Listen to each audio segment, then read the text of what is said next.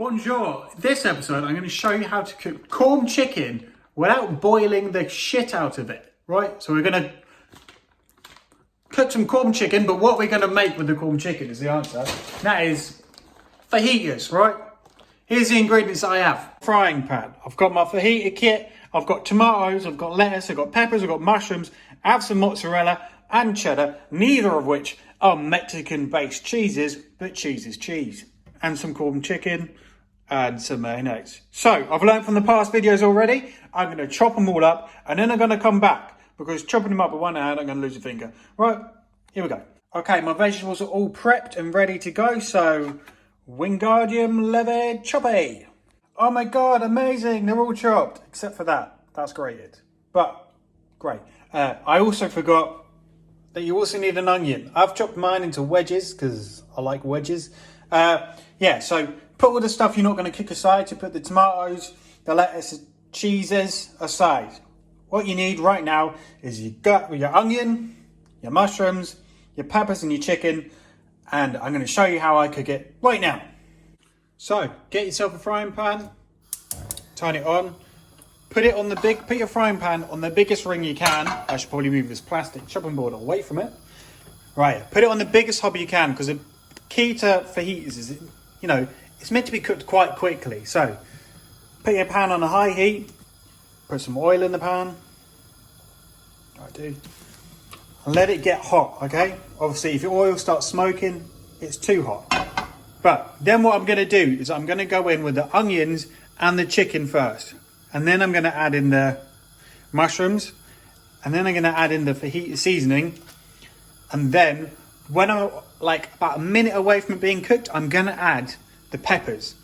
Because I want it to be I want the peppers to be crunchy. I hate it when the peppers are soggy. There's nothing worse than soggy peppers. So again, you're going to go in with the chicken and your onion, which is over there. Mine's onion's there first.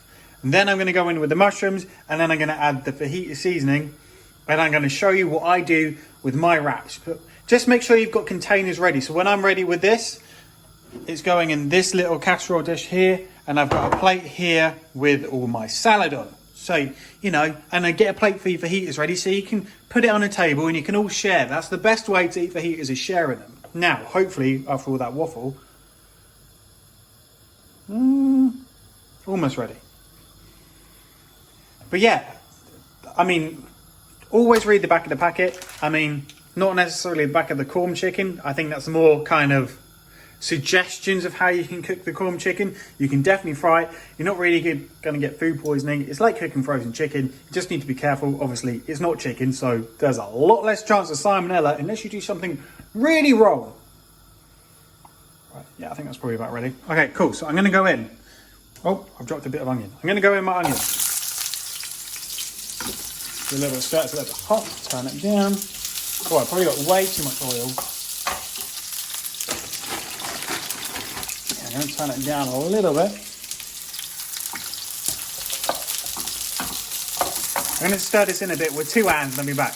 Add a little bit too much oil in my pan then, so I got rid of a little bit. And now I'm going to add in my chicken. I'm going to add in enough for four, because I am by myself, but I'm going to eat some tomorrow as well. That's really enough chicken. Cool, and I'm going to stir this in until it gets nice and golden brown.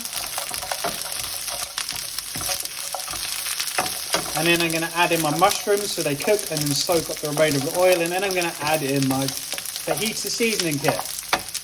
And up a little bit.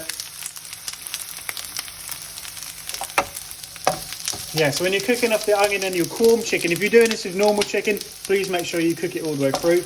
But make sure it's on kind of a high heat, just to kind of also get colour in it. Because a big thing with veggie substitute meat is you need to get colour on them. Because a lot of the time, if you don't get colour on like Quorn chicken, or especially like veggie sausages, they tend to feel a bit slimy. So the best way for them to taste as close to meat as they can is make sure you get colour on them. So keep stirring this so they get colour on it, and then I'll be back. So I've just added the mushrooms, and then after that, probably about 30 seconds time to a minute, then I'll add the seasoning. Just once these mushrooms soften up just a tiniest bit and start to soak up some of that fat. Then I'll add the seasoning, and then I'll make sure everything's ready, and then I'll add the peppers just before it's about to almost ready, and then I'll show you what I do with the wraps. Because I don't have a microwave, with the heaters, obviously you're meant to microwave the tortillas so nice and warm. I don't have a microwave, so I do something a little bit different, and I'll show you what I do in a second. Right, so I'm going to open the seasoning packet, and then I'll be back with you in 1 sec. So I am back, and I'm just going to add on the seasoning. Oh, I've just chucked that all over my hob. There we go. Stir it in a little bit. Now the rest of it. I'm going to give that a good stir in.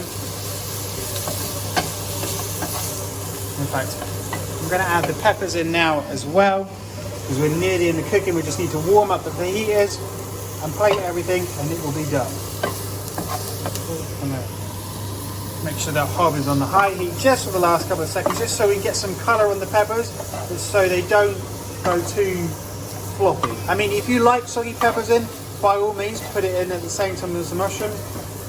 I mean, if you really don't care, you can put everything in at the same time, and things might be overcooked or whatever. The most important thing is getting a bit of colour on the chicken first, and then adding the seasoning, and it should all be good. Right, I'm going to start to get ready to cook my wraps.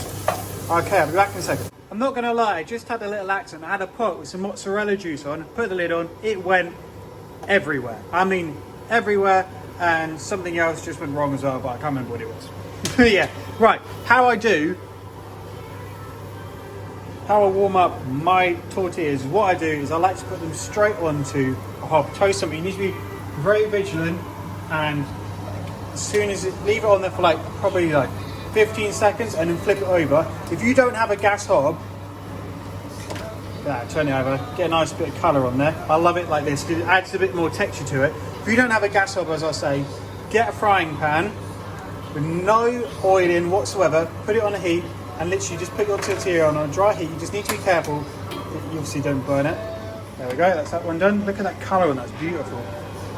So I'm going to have 3 tortillas. I like to, once it's cooked, just leave it like this so it doesn't dry hard, if you see what I mean. But yeah, I'll do this for all 3. I'm going to have 3 tortillas because it's just me, and then I'm going to show you how I like to plate it up. Right, I'm going to come back because doing this with one hand is quite dangerous, not going to lie. Cool, and there we have it. This is how I like to lay out. Obviously, if you're by yourself, you don't need to go through all this. But if you're eating with people, I think it's so much nicer. So obviously, I'm going to quickly show you how I like to build my wrap. I like to have a bit of chicken. Cool, I didn't have enough hands. And then I love to put cheese straight over the chicken and the veg, just because I want that cheese to melt a little bit. Do you know what I mean? Right, and then some salamundo. There we go, beautiful bit of salad. That's probably a bit too much. Man, this is so hard doing it in one hand. Some tomatoes. And then I would like to have a little bit of a cooling agent, which in my case is mayonnaise. Give it a little splatter on there. Look at that. Nice little splatter of mayonnaise. And then a dash of hot sauce and some salsa. Obviously, I'm not going to put the salsa in a nice looking dish because it's just me. So I'm just cut the top of the bag open, and then I can give it a little splooge like that.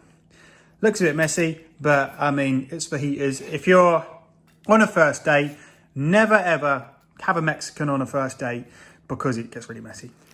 But yeah, and then you literally fold. I like to half fold it over. You fold the bottom over, and then you continue rolling it, which is impossible with one hand. Right, that's kind of there. Obviously, if you have 2 hands, and you can roll it up a lot nicer, and then you just give it a little bite. Like that.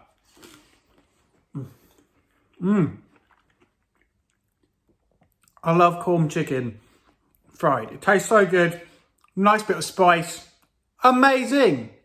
I'm working, trying to do this all with one hand. I'm getting better at it. And I'll see you next time when I decide to cook something else.